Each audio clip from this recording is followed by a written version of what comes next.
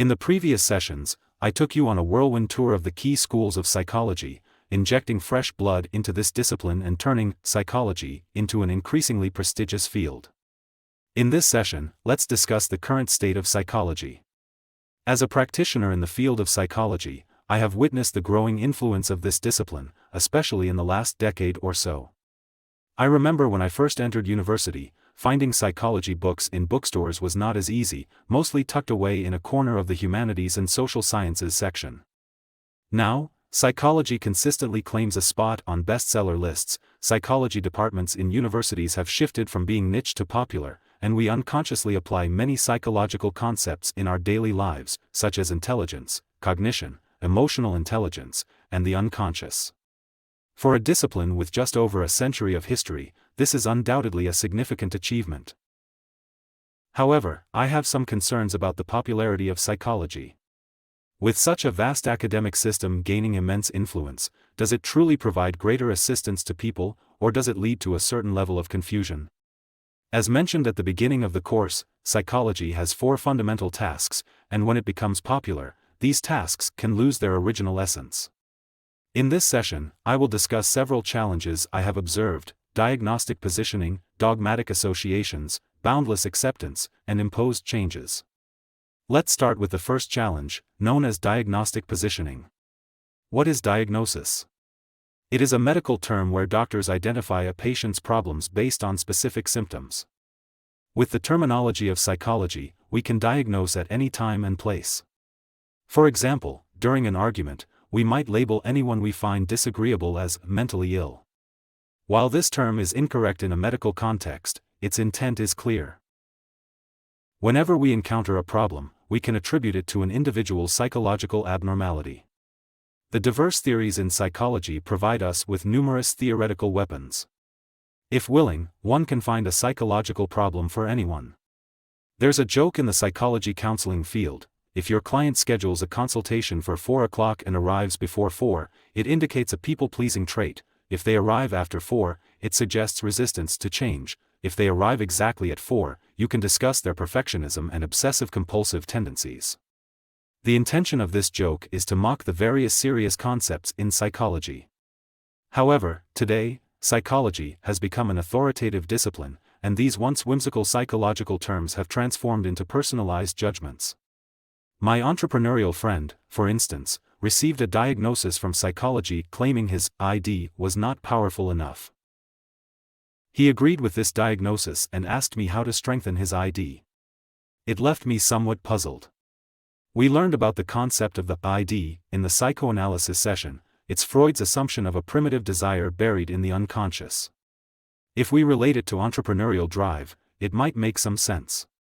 However, there are many challenges in entrepreneurship, and if my friend successfully strengthens his ID, does it guarantee success in his business?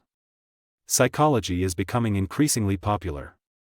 People identify themselves with labels from books, articles, and sometimes misinformation, and then engage in self-blame and mutual accusations.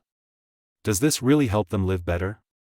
Is it possible that the problem should not be located at the individual's psychological level? The second challenge psychology faces is dogmatic associations. Each school of psychology attempts to establish associations between human psychological characteristics and phenomena.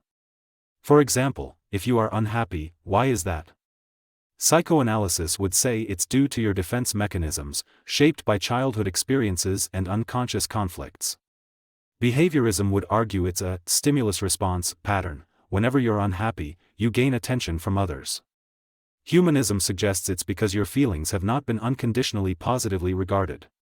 This illustrates the current application of psychology. Any psychologically positioned problem can easily find multiple associations, whether at the societal level, in the family of origin, or, of course, individual reasons.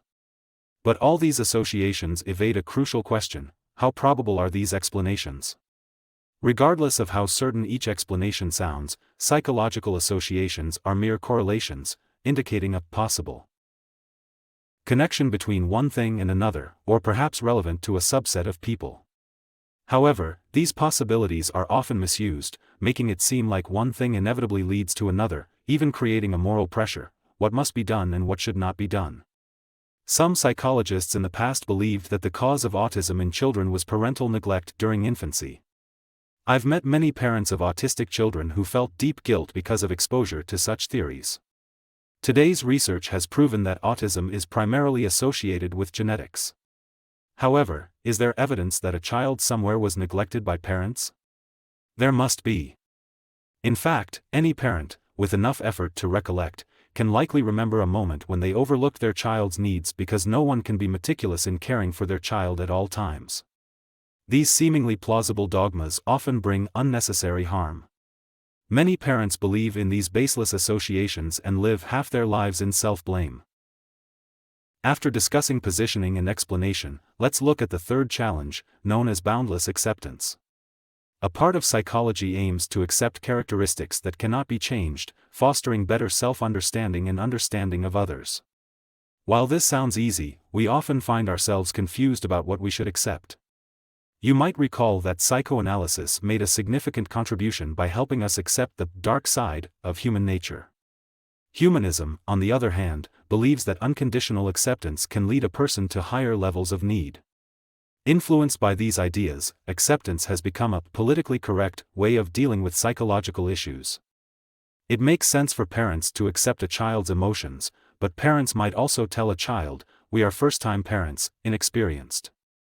An employee failing to meet KPIs might say, "I accept that my capabilities are limited," limiting his career development. In this way, the narrative becomes somewhat bizarre. Some even justify infidelity in marriage by saying they are merely accepting their body's instincts.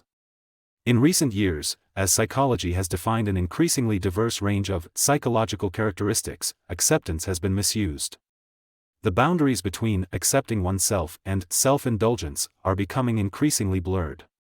Simultaneously, we hear more conflicts between, "Can you accept me as I am?" and "How can I change you?" Different psychological schools often find themselves in opposition. The last challenge I want to discuss, related to change, is imposed changes. My most immediate experience of this phenomenon is when many parents approach me for counseling, saying their children have psychological problems such as smartphone addiction, lack of enthusiasm at work, or not getting married at a certain age. They hope to use psychological methods to change these problems.